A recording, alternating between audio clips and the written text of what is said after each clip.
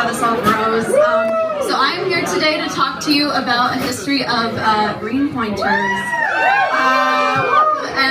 As said, I'm the editor, so this is all straight from the horse's mouth, and you'll learn a little bit how the sausage gets made, or maybe because this is Greenpoint, maybe how the kielbasa gets made. So here we go. Let's get into it. Okay, so what is Greenpointers? If you're not aware, we're a hyper-local news site covering Greenpoint and Williamsburg. We were founded as a personal blog in 2007, and sort of along the way, we've become more of a fully fledged news site. We have an audience of about 280,000 people across social media and our website. Just for a little bit of context, the combined population of Greenpoint and Williamsburg is about 200,000. So it's not like everyone, but I mean that is a pretty significant reach, I would say. So that's kind of cool. But also a good thing that I kind of want to point out is despite the big numbers and despite what it might seem we're actually a very, very small operation. We just have one full-time employee, which is me, and our publisher Julia. Where's Julia? Where's her camera? Who's been doing this since 2014, and we have a handful of freelance writers.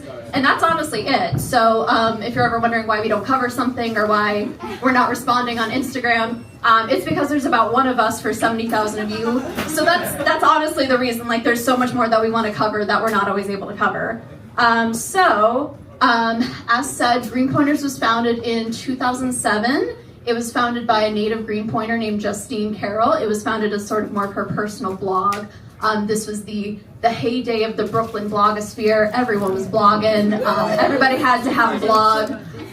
In 2011, it was taken over by Jennifer Galasciato, and then she later sold it to Julia Moak in 2014. That's Julia right there.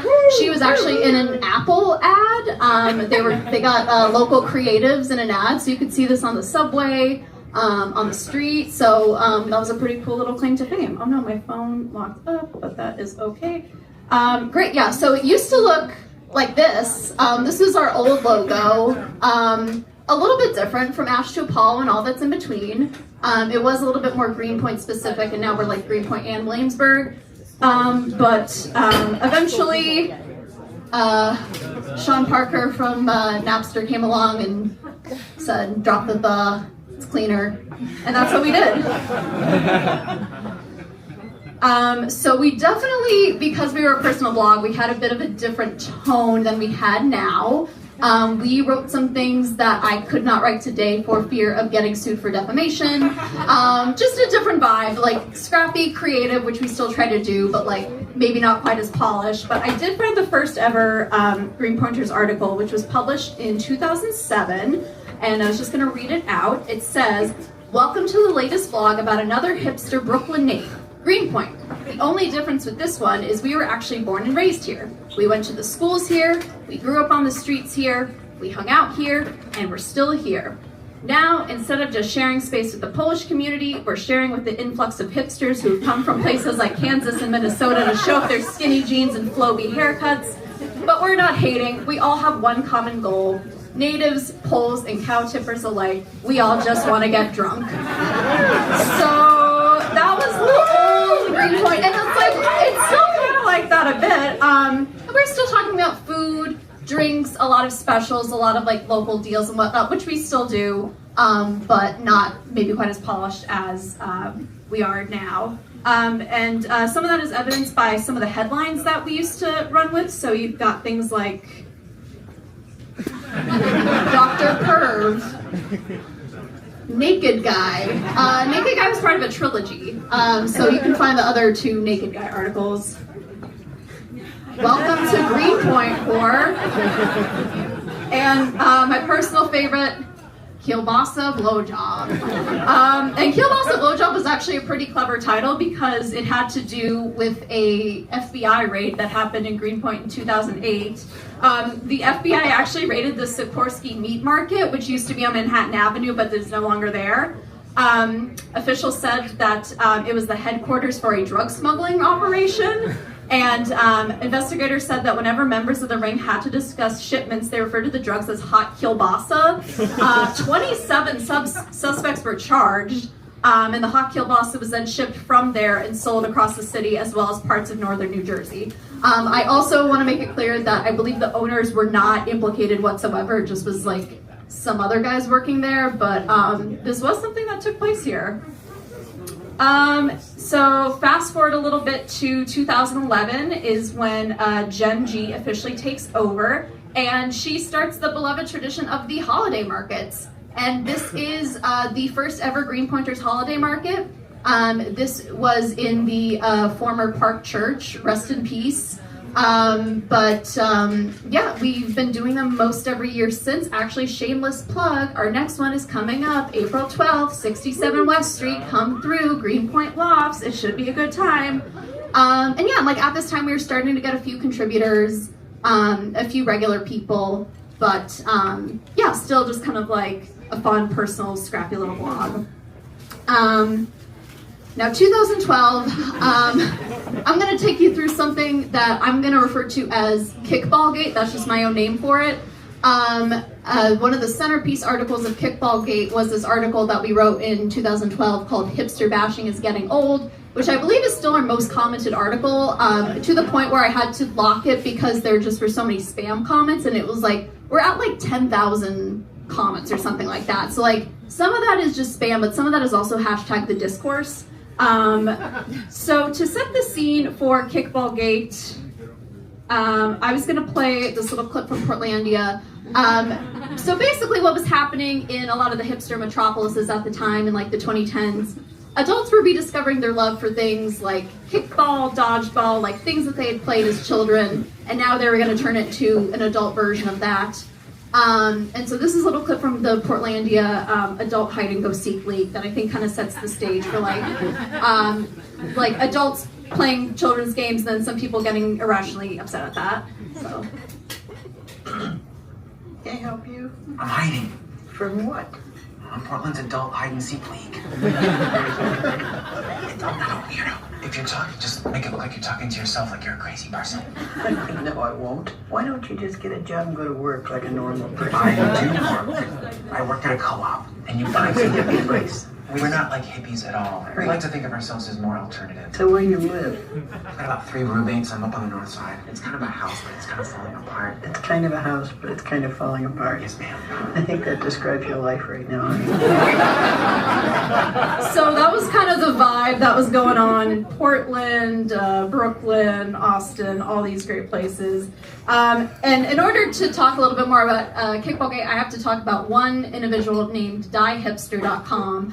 I can only refer to him that way because, to my knowledge, he has never been publicly identified. But this was similar to us, a blog started in 2007. This was an anonymous hipster bashing blog. The little thing at the top says, a place for real New Yorkers to vent about the invasion of attention-starved, useless adults that we know as hipsters.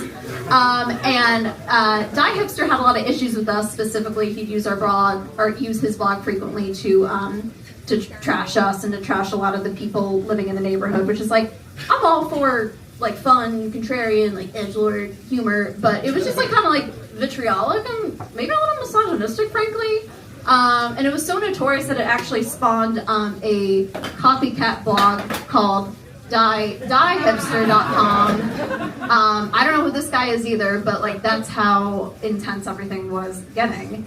And so basically what had happened was we published an article in September 2012, this is how our site used to look, about a Technicolor game of kickball in McCarran Park, you know, the park after dark, glow in the dark, fun times. Everyone else thought it was a fun time. Not for Die Hipster. For Die Hipster, this was basically a war crime. So this is glow necklace kid kickball, like yeah. I'll just try to read a little summary of this. How can you be more or less 30 years old and play kickball in the dark with glow necklaces? How? It blows my mind. What is wrong with my generation? Why is this shit happening? How come in any other generation in recorded history you didn't see masses of adults acting like children? Sure, there are probably were very few exceptions, but now you literally see portions of cities full of people on permanent placations. It's fucking creepy, if you ask me. And then scroll down a little bit to the bottom. By the way, the girl who runs the website Greenpointers.com claims there are no such thing as hipsters, that if there were such a thing, she would not like them, that she is anti-gentrification. Hysterical. If you comb through her site, every post is either about shitty art and music, overpriced hipster bars and restaurants, organic farmers markets, and cool and fun kiddo activities in North Brooklyn. Like, yeah. So, I don't think you liked it. But unfortunately, only a few months after this, Die Hipster, found dead, shuffles off this mortal coil. That's not him. I don't know who that is. Sorry to this man, but that's just a random guy. But I wanted to read a quote that they quote another person in this article who is just a regular reader of Die Hipster, and they said. I'm sad that he won't be posting, said 27-year-old Bensonhurst resident and Park Slope native Eddie Going, who had checked the site daily since he discovered it last year. It was creative and it helped shed some light on the hipster phenomenon, but I didn't like how he wanted to kill them. Just like, yeah, that is kind of his whole shtick, but you know.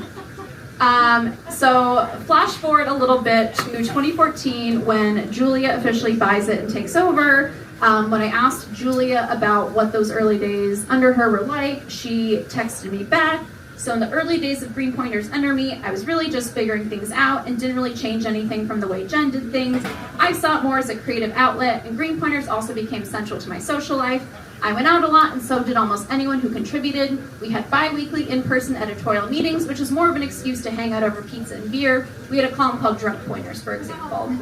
So we used to have a lot more, we had like dozens of contributors? Like a lot of contributors? Yeah, we had like a lot of contributors. Now we have like 5 total. So things have changed a little bit. Support your local news site, y'all. It's rough out here. Yeah, support's Effector too. They're great. And then in 2017, Greenpointers starts to get a little bit serious. I wonder what happens in 2017 to make people go, things seem bad. Maybe we all gotta grow up a little and start covering things pretty seriously. But again, here's a quote from Julia. We got more serious about news starting 2017 because all these local news outlets suddenly shut down. I was alarmed and my friend Aaron needed a job, so that's how we got our first full-time employee. He was much more savvy about politics, and he set the tone on how we cover local elections and other news in a more serious way.